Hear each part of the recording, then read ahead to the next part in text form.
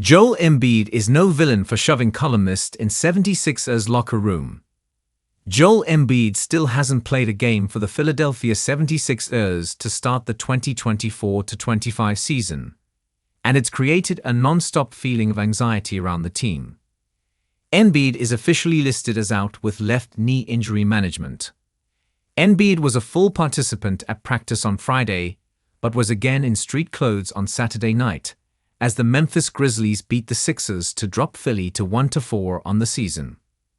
Embiid fired back at his critics on Friday for questioning his dedication to his team. The Sixers have already been fined $100,000 by the NBA because their public comments did not properly reflect Embiid's health issues with his knee. Paul George, the Sixers' max free agent addition this summer, also hasn't played as he nurses a bone bruise in knee.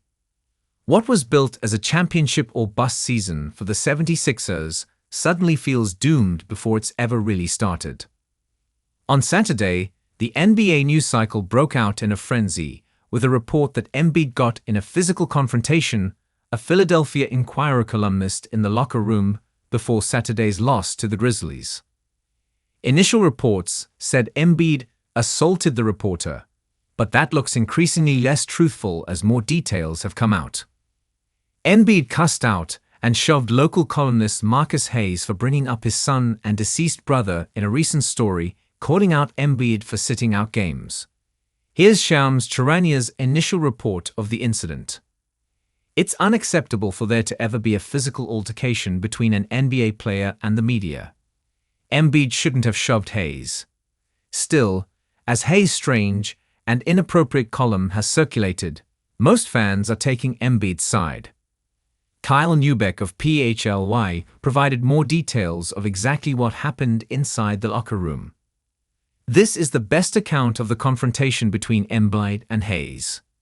Here's the part of Hayes' recent column that angered Embiid. Embiid's brother Arthur died in a car accident in Cameroon in 2014, and he gave his son the same name to honor his brother. There is just no reason to ever bring this up in a column about Embiid's lack of availability this season.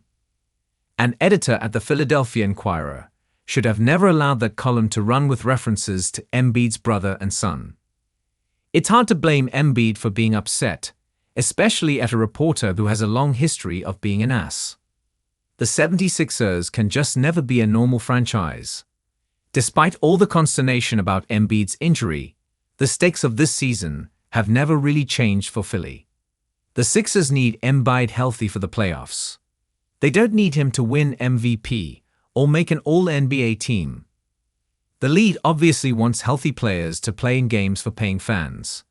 It's a delicate balance for the Sixers, who were probably a little too transparent about their plan to save Embiid for the playoffs during their preseason comments.